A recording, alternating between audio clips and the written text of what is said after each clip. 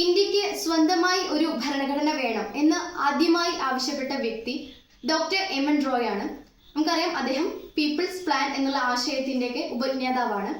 എന്നാൽ ഇന്ത്യക്കൊരു ഭരണഘടന വേണം എന്ന് ആദ്യമായി ആവശ്യപ്പെട്ട പാർട്ടി അത് ഇന്ത്യൻ നാഷണൽ കോൺഗ്രസ് ആണ്. INCയുടെ 1929 ലാഹോർ സമ്മേളനം പൂർണ്ണ സ്വരാജ് എന്നുള്ള ആശയം പാസാക്കി. അതായത് ഇന്ത്യക്ക് പൂർണ്ണമായി സ്വാതന്ത്ര്യം വേണം എന്നാണ് ഇതുകൊണ്ട് ഉദ്ദേശിക്കുന്നത്.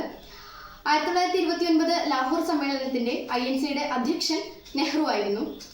1946 മാർച്ച് 24 ക്യാബിനറ്റ് മിഷൻ ഇന്ത്യ സന്ദർശിച്ചു. അതായത് ആ സമയത്തെ ബ്രിട്ടന്റെ പ്രധാനമന്ത്രി ക്ലെമന്റ് അറ്റ്ലി ആയിരുന്നു. അദ്ദേഹത്തിന്റെ ക്യാബിനറ്റിലെ 3 മന്ത്രിമാര് A.V. അലക്സാണ്ടർ, സ്ട്രഫോർഡ് ക്രിപ്സ്, അതുപോലെ തന്നെ പെറ്റിക് ലോറൻസ്, ഈ 3 മന്ത്രിമാരാണ് ക്യാബിനറ്റ് മിഷനിൽ ഉൾപ്പെട്ടിട്ടുണ്ടായിരുന്നത്. അപ്പോൾ ക്യാബിനറ്റ് മിഷന്റെ നിർദ്ദേശപ്രകാരമാണ് നമുക്കൊരു കോൺസ്റ്റിറ്റ്യൂവന്റ് അസംബ്ലി, അതായത് ഇന്ത്യയുടെ ഭരണഘടനാ നിർമ്മാണ സഭ എന്നുള്ള ആ ഒരു നിർദ്ദേശത്തിന് അംഗീകാരമായിട്ടുള്ളത്. 1946 ഡിസംബർ 6 ഇന്ത്യൻ കോൺസ്റ്റിറ്റ്യൂവന്റ് അസംബ്ലി രൂപീകരിക്കപ്പെട്ടു. രൂപീകരണ സമയത്ത് 389 അംഗങ്ങളാണ് ഇന്ത്യൻ ഭരണഘടനാ നിർമ്മാണ സഭയിൽ ഉണ്ടായിരുന്നത്. ഇതിൽ കോൺഗ്രസിന്റെ 208 പ്രതിനിധികളും മുസ്ലിം ലീഗിന്റെ 73 പ്രതിനിധികളും ഉണ്ടായിരുന്നു.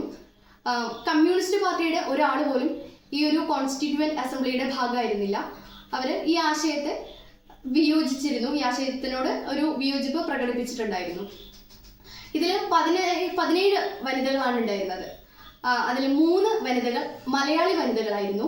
ആനി മസ്ക്രീൻ, അതുപോലെ തന്നെ ദാക്ഷായണി വേലായുധൻ, അമ്മു സ്വാമിനാഥൻ തുടങ്ങി 3 മലയാളി വനിതകളാണ് ഈ 389 അംഗങ്ങളിൽ ഉൾപ്പെട്ടിട്ടുണ്ടായിരുന്നത്.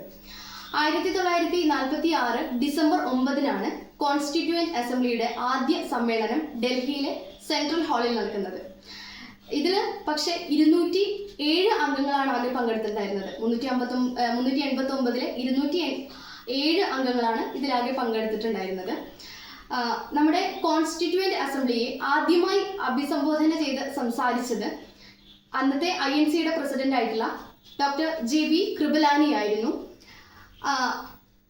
മാത്രമല്ല നമ്മുടെ കോൺസ്റ്റിറ്റ്യൂവന്റ് അസംബ്ലിയുടെ ആദ്യ സമ്മേളനത്തിലെ താൽക്കാലിക അധ്യക്ഷൻ അത് ഡോക്ടർ സച്ചിദാനന്ദ സിൻഹയായിരുന്നു. അതുപോലെ തന്നെ ആദ്യ ഉപാധ്യക്ഷൻ ഫ്രാങ്ക് ആന്റണി ആയിരുന്നു.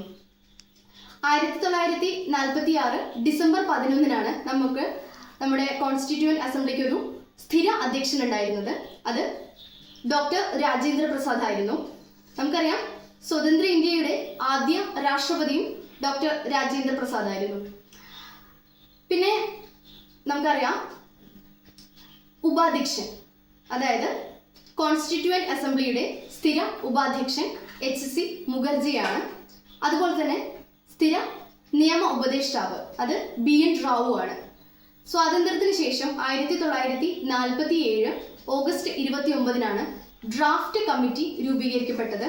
അതിൻ്റെ അധ്യക്ഷൻ നമുക്കറിയാം നമ്മുടെ ഭരണഘടനയുടെ ശില്പിയായിട്ടുള്ള ഡോക്ടർ BR അംബേദ്കർ ആയിരുന്നു. അദ്ദേഹം നമ്മുടെ ഭരണഘടനയുടെ ഫൈനൽ ഡ്രാഫ്റ്റ് 1948 നവംബർ 6 സബ്മിറ്റ് ചെയ്തു. അതുപോലെ തന്നെ ഈ ഡ്രാഫ്റ്റിംഗ് കമ്മിറ്റിയിലെ 7 അംഗങ്ങളാണ് ഉണ്ടായിരുന്നത്. പിന്നെ fundamental rights and minority committee, ഇതിൻ്റെ അധ്യക്ഷനായിട്ടുണ്ടായിരുന്നത് സർദാർ വല്ലഭായ് പട്ടേലാണ്. ഇങ്ങനെ ചെറുതും വലുതായിട്ട് 22ഓളം കമ്മിറ്റികളാണ് നമ്മുടെ കോൺസ്റ്റിറ്റ്യൂവന്റ് അസംബ്ലിയിൽ ഉണ്ടായിരുന്നത്. കോൺസ്റ്റിറ്റ്യൂവന്റ് അസംബ്ലി 12 സമ്മേളനങ്ങളാണ് ആകെ നടത്തിയിട്ടുള്ളത്. പക്ഷേ 11 സമ്മേളനങ്ങൾ കൊണ്ടാണ് ഇന്ത്യൻ ഭരണഘടന രൂപീകരിച്ചിട്ടുള്ളത്.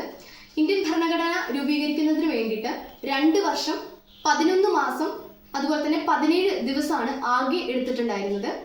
1949 നവംബർ 26 നമ്മുടെ ഭരണഘടന അംഗീകരിക്കപ്പെട്ടു. പക്ഷേ 1950 ജനുവരി 26 ഇന്ത്യൻ ഭരണഘടന ജനങ്ങൾക്കായി പ്രദാനം ചെയ്തത്, അതായത് നിലവിൽ വന്നത്. നമ്മുടെ ഇന്ത്യൻ കോൺസ്റ്റിറ്റ്യൂവന്റ് അസംബ്ലിയുടെ അവസാന സമ്മേളനം നടന്നത് 1950 ജനുവരി 24 ഈ ദിവസത്തെക്കുറിച്ച് നമുക്കറിയാം. ഈ ദിവസമാണ് നമ്മുടെ ദേശീയ ഗാനവും ദേശീയ ഗീതവും അംഗീകരിക്കപ്പെട്ടത്. അതുപോലെ തന്നെ നമ്മുടെ ദേശീയ പതാക അംഗീകരിക്കപ്പെട്ടത് 1947 ജൂലൈ 22. Thank you.